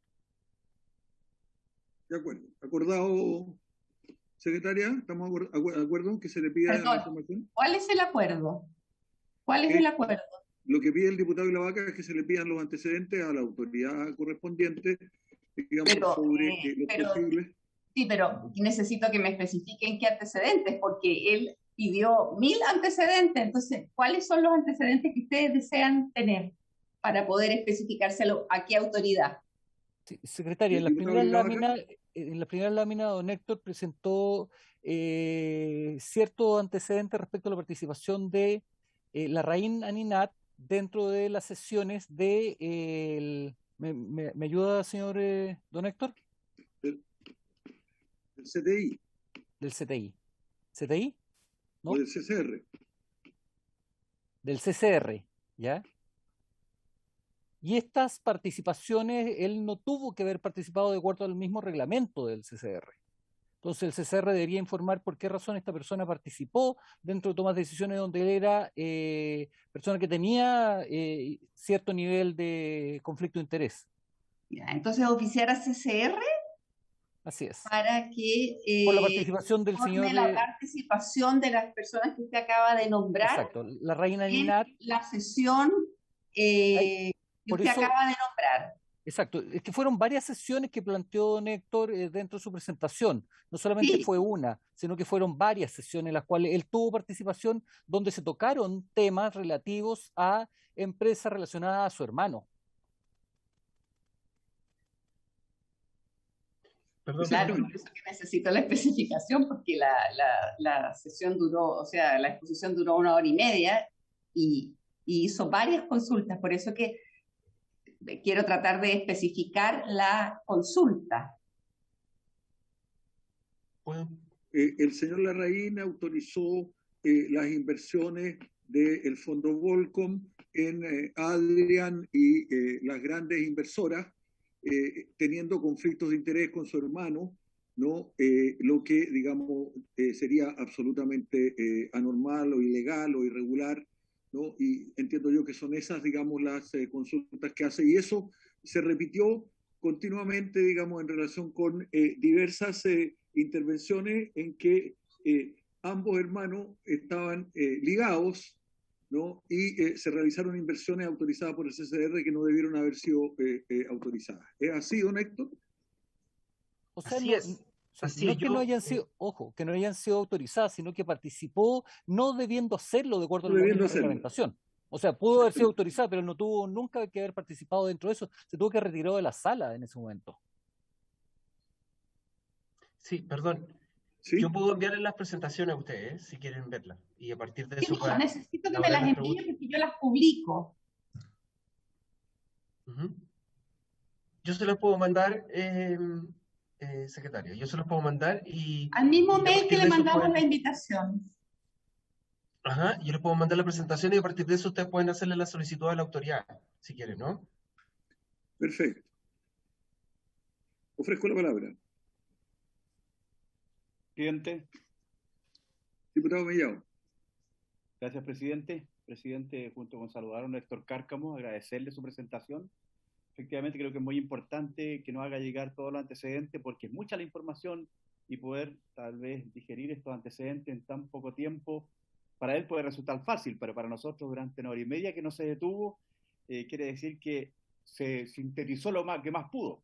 Por lo tanto, yo, presidente, me gustaría, antes de hacerle una consulta a don Héctor, me gustaría saber usted en su calidad de vicepresidente de la Cámara, ¿por qué este tipo de temas que son trascendentales no son los que se están transmitiendo por el canal de la Cámara? Le pregunto porque en este momento yo estaba revisando el canal y hay otra comisión que está simultánea, paralela, pero me parece que esta es trascendental para el bien de la ciudadanía, conocer lo que está ocurriendo en una comisión investigadora de estas características. Eso es lo primero. Y segundo, sin duda el tema del conflicto de interés es algo que más llama la atención. Y una pregunta, don Héctor, tiene que ver con si una vez que fue creada esta comisión investigadora, si él ha notado si han continuado infringiendo las normas con respecto a la prohibición de las inversiones o del mercado financiero en la AFP. Gracias, presidente. Secretaria, usted tiene que consultar, por favor, si durante toda esta sesión se estuvo transmitiendo por el canal de la Cámara, porque ese es el acuerdo que teníamos desde el inicio del funcionamiento. ¿Le puedo responder al tiro? Se está transmitiendo, lo que pasa es que probablemente no, Lo que pasa es que en este momento hay 7 u 8 sesiones de investigadoras permanentes funcionando simultáneamente. El lunes pasado transmitieron la nuestra. Me imagino que hoy día no la están transmitiendo por el canal de la Cámara, pero esto está sí transmitiéndose por streaming simultáneamente todas, y esta también en Democracia en Vivo. Correcto. Bueno, que eso nos explique, por favor, el canal de la Cámara para poder tener, digamos, en la próxima sesión satisfacción respecto del acuerdo que tenemos de que estas sesiones se transmitan íntegramente por el canal de la Cámara. Ese fue el acuerdo que tomamos en esta comisión. Se transmiten, pero todos toman los mismos acuerdos. Bien. ¿Alguna otra observación, diputado Mellado? En la consulta que le hacía a don Héctor Cárcamo, si era posible, presidente, por su intermedio, con respecto a si esta comisión investigadora, después que empezó a funcionar, si continuaron las prácticas que él detalló con respecto a lo que estaba ocurriendo anteriormente, y sobre todo lo que significaba la prohibición de invertir los fondos de la AFP en el mercado financiero. Eso, presidente. Sí, o sea, es decir, para efecto de la AFP, realmente no existe provisión ya, ¿no? Eso es lo que entiende la AFP, que no existe provisión, por lo tanto, pueden seguir invirtiendo y haciéndolo. Ahora, como han ido cambiando la propiedad de la AFP, si usted mira en el tiempo, en los últimos años, las principales compañías de seguro que tienen renta vitalicia en Chile han ido comprando la AFP, ¿no? O sea, se están adelantando. La AFP y las compañías de seguro se adelantaron al fin de la AFP ya hace 10 años, porque han venido comprándose la AFP, traspasando la compañía de seguro. Entonces, existe inversión, pero el detalle de si están invirtiendo y qué nivel están invirtiendo no lo he investigado hasta ahora, diputado, la verdad, siendo honesto. No lo he investigado, no lo conozco. Pero si es que existe libertad para hacerlo, no hay, digamos, problemática para ellos, digamos, ¿no? El problema es cuando yo planteo este tema de cómo se modificó el régimen de inversiones, diputado, tiene que ver con si esto realmente ha beneficiado o no a los fondos de pensiones, porque la propia Superintendencia de Pensiones me parece que le hizo una presentación a ustedes sobre rentabilidad de fondos, donde les mostró, no sé si ustedes se fijaron, la rentabilidad que tuvo en la última década los fondos de pensiones. La verdad es que en la última década los fondos de pensiones han tenido la rentabilidad más baja de la historia. O sea, hoy día estamos en un promedio entre 3 y 5% promedio. En la década anterior, de 2000 al 2008 o 2009, porque ahí viene la crisis subprime, la rentabilidad superaba el 10%, en algún caso llegó al 20% anual. Entonces, si este régimen de inversión fue modificado en forma ilegítima, probablemente eventualmente con tráfico de influencia, si además se estaban vulnerando antes los límites de inversión desde antes, y además este cambio del régimen no está provocando mejores rentabilidades, eso es lo que debería, creo yo, provocar que esta comisión se meta a revisar si es que ese régimen de inversión sirve o no, ¿no? Porque a lo mejor no solamente no está beneficiando a la gente, a los afiliados, a las afiliadas, sino que, por otro lado, está beneficiando a los grupos económicos, ¿no? Porque finalmente lo que estamos haciendo los fondos de pensiones es financiar los planes de desarrollo de las grandes empresas, es decir, estamos detrás de ese proyecto de desarrollo, no de otro, digamos. Por eso lo planteo yo. Si es que están haciendo ese nivel de inversión ahora, no lo conozco, la verdad. Perdón, solamente quería, respecto al caso Volcom, se me olvidó decir algo. Cuando yo les mostré lo de la deuda de los socios de Volcom con el hijo del presidente, se me olvidó decir de que ellos informan que a diciembre del 2009 tenían pagada toda la deuda con Sebastián Piñera Jr., ¿sí? Pero no se olviden que es el 20 de noviembre del 2020 que hace la denuncia Gino Lorenzini, el 20 de noviembre. Entonces ustedes deberían, creo yo, como comisión, pedir a la CMF que entregue el detalle del pago de esa deuda, porque hay que ver si a lo mejor no habían pagado mucho o nada antes de la denuncia, primero. Y segundo, sería bueno saber cuáles son las condiciones de ese contrato en el origen de Volcom, porque es probable que el origen de Volcom, esa es la tesis que yo trato de plantear en esta presentación, el origen de Volcom básicamente estaba destinado a llevar, a apalancar las inversiones de la familia presidencial con los fondos de pensiones, ¿no? Y por lo tanto puede haber contratos ahí en el origen de Volcom entre los dos socios de Volcom, Felipe Larraín y Bulnes, con el hijo del presidente, ¿no? Porque como yo acabo de mostrarles, hay un círculo en esto del flujo del patrimonio presidencial. Muy bien, vamos a tomar las preguntas que ha hecho don Héctor en su última intervención para que, digamos, las podamos transformar en preguntas que realicemos, digamos, a las respectivas autoridades e instituciones, de tal manera de verificar si efectivamente eso es lo que ha ocurrido. Así que, secretaria, por favor, tomar textualmente las preguntas realizadas por don Héctor, yo quisiera solicitarlo, digamos, para que las autoridades puedan responder. Yo quiero hacer una pregunta adicional, don Héctor. Usted dijo dos cosas que a mí me parecieron generales, muy graves y muy complejas. La primera dijo que sí se están haciendo inversiones indirectas en empresas relacionadas, lo que significa que claramente se está vulnerando la ley. Y segundo, usted dijo otra cosa. Usted dijo que este sistema, al final, sería todo un sistema de autorregulación. ¿Por qué eso es tan grave para el país, para su desarrollo, para el interés público? ¿Ah? ¿Por qué, desde el punto de vista de usted, que nos explique sencillamente, sobre todo para que la gente que nos está mirando, por qué sería eso tan grave para el país, que esto fuera un sistema de autorregulación? El objetivo básicamente de la regulación de los fondos de pensiones y de las inversiones de los fondos de pensiones, el único objetivo se supone del CTI en particular, es la rentabilidad de los fondos de pensiones. Ese es el único objetivo, obtener la mejor rentabilidad. Se supone que ese es el único objetivo, ¿no? Por lo tanto, si que quienes hacen las inversiones de los fondos de pensiones son las AFP, en teoría, uno lo que debería esperar es que fueran externos a ellos y no relacionados a ellos quienes decidan en qué condiciones, dónde y cómo se invierten los fondos de pensiones. No las AFP, ¿no?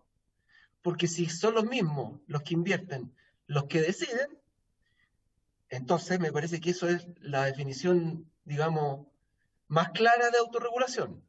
Si usted revisa la CCR, la Comisión Clasificadora de Riesgo, usted ve que hay 7 integrantes, entiendo. 4 son de la AFP, 3 son de las autoridades. Super de bancos, super de valores, super de pensiones. Super de bancos, super de valores, hoy día unidad en la CMF. La presidencia la tiene un representante de la AFP.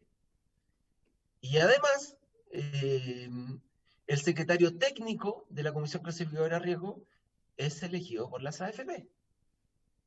A mí me parece muy claro que la CCR es una entidad de autorregulación, muy claro. En el caso del CTI, que pareciera ser que tuviera una integración mucho más transversal, efectivamente puede que no haya alguien de las AFP directamente, en el caso del CTI, pero yo puedo decirle 2 nombres de los que están hoy día. Ya le dije uno, Joaquín Echeñique, que es socio en Primamérica, una entidad que asesora a las AFP, que es de ese mercado, y que es socio de Augusto Iglesias, que hoy día está haciendo regulación en el gobierno, ¿sí? Déjeme darle un segundo nombre, hablábamos de Solange Bernstein. Hoy día el CTI integra a Marco Morales, elegido por los decanos de la universidad. Marco Morales es el marido de Solange Bernstein. ¿Sí? ¿Qué significa eso? Que este es un grupo chiquitito, para decirlo muy coloquialmente, es un grupo chiquitito de personas que lo que hace es que considera, digamos, que por sus habilidades técnicas y sus conocimientos y su experiencia, ellos pueden tomar las mejores decisiones para el país. Y el problema es que no hay nadie que los esté ocultando, ¿no? Más allá de que puede que se equivoquen o no en sus decisiones, creo yo, digamos, la democracia que queremos tener, y en el contexto en el que estamos hoy día, en discusión constitucional, creo yo de que el sector privado debe ser auscultado por el sector público. No solo por el sector público, por la sociedad civil, ¿no? Y tanto el CTI como el CCR no lo hacen.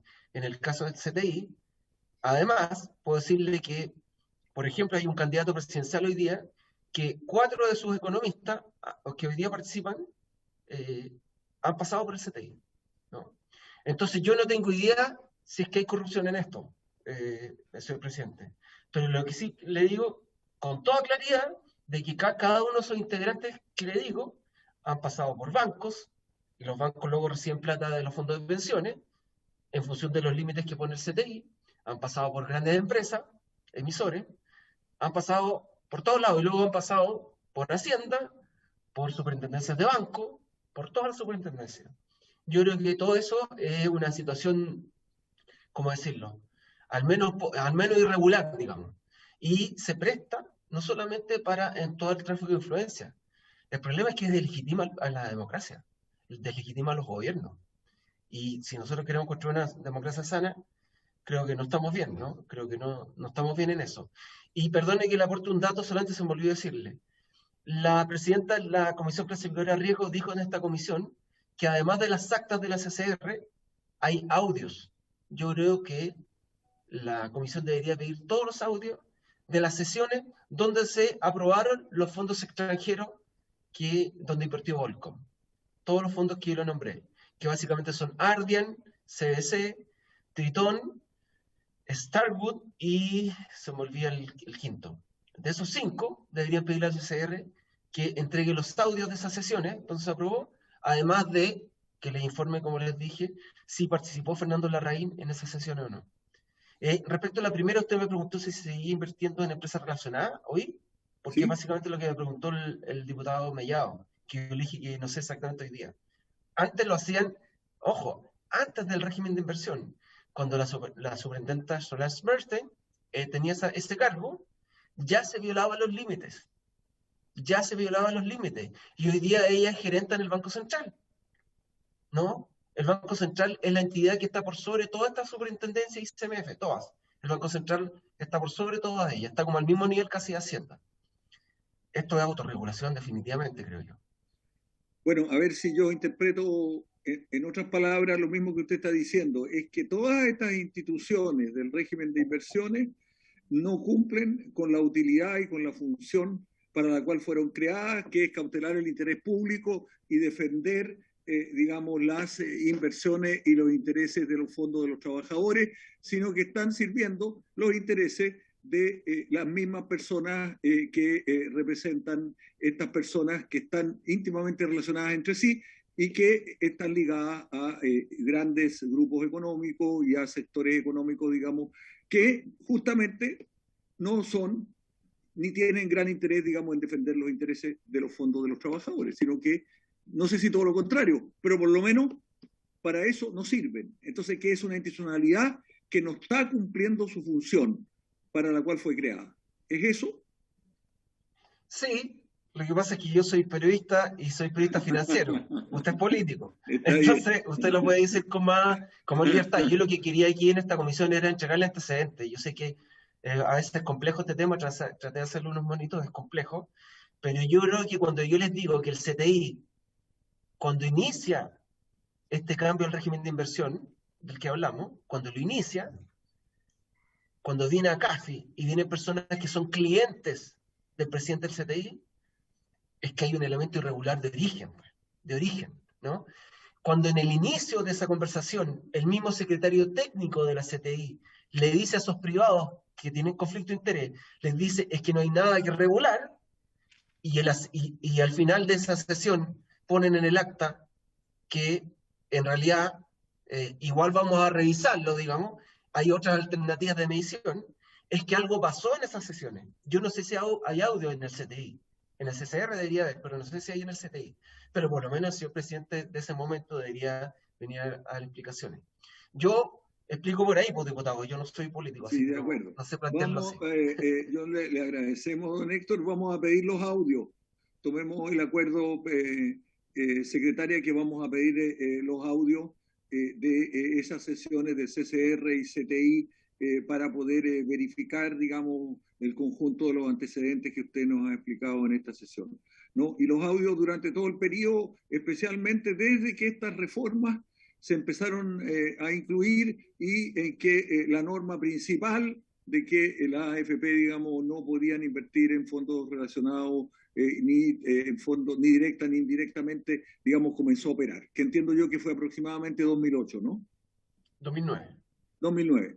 Bueno, y por lo tanto también, como eso ocurrió durante el periodo de la superintendenta doña Solange Bernstein, la dejamos citada a esta reunión como funcionaria pública porque es un tema que, digamos, le concierne a ella. Ella fue responsable de esos cambios que ocurrieron y que nos venga a explicar, digamos, por qué ocurrió y cómo ocurrió que, digamos, estas normas tan fundamentales del sistema de AFP fueron, digamos, modificadas para vulnerar, digamos, los objetivos para los cuales fueron creados y sobre todo para cautelar los fondos de pensiones y los ahorros de los trabajadores.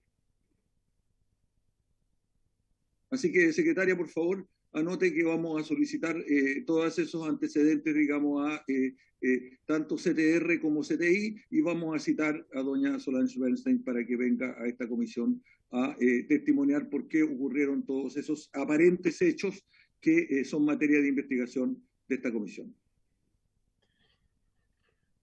Señor presidente, ¿lo puedo interrumpir un ¿Sí? segundo?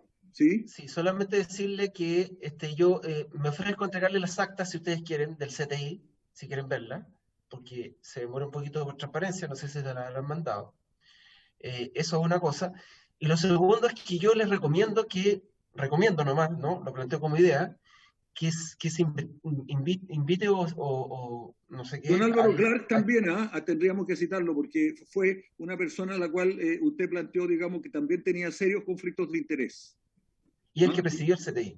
Pero el secretario técnico, solo decirle que el secretario técnico del CTI es ministro de fe, representa legalmente al CTI, al igual que la CCR, pero en el CTI representa legalmente, y el secretario técnico del CTI es un funcionario de la superintendencia. En este caso, en ese momento era Luis Figueroa, hoy día es otro, ¿no? Y por lo tanto tenía responsabilidad legal, ¿no? Y como le acabo de decir, el secretario técnico en ese momento intentó detener ese cambio en la regulación. Y lo que si ustedes ven la acta después, hay un cambio interno, hay una forma en cómo se procesa esto. Si ustedes pudieran revisar esas actas que yo les mandé, ustedes verían después que cuando ya se establece la nueva regulación, hay una conversación entre ellos, y está en el acta, donde ellos se felicitan de que esta nueva forma de calcular justamente va a permitir que se aumente radicalmente la inversión en empresas relacionadas. Está explicado ahí, en esas actas. Sería Lo vamos a que citar la también analicen. porque es muy importante, porque esa fue una opinión diversa, ¿verdad? Es muy importante. A don Carlos Figueroa también anótelo para que lo incorporemos en los invitados, digamos, que puedan concurrir a explicarnos todas estas modificaciones que han sido tan lesivas para el interés de las cotizaciones previsionales de los trabajadores. Luis Figueroa se llama. Don Luis Figueroa. Y yo me ofrezco, si la señora secretaria necesita ayuda en algo. Tomando esos acuerdos, ¿habría alguien que se opondría a tomar esos acuerdos? Estamos de acuerdo. Muy bien. Con esto yo creo que hemos cumplido con creces los objetivos de la sesión y además nos hemos sobrepasado, creo, un minutito en el tiempo adicional que creamos. Gracias, don Héctor Cárcamo. Muchas gracias. Gracias, Diputado, nos muchas vemos. gracias, don Chao. Héctor Cárcamo. Muchas gracias por ese trabajo tan, digamos, gigantesco, ciclópeo, que ha hecho usted de recopilar información. Gracias.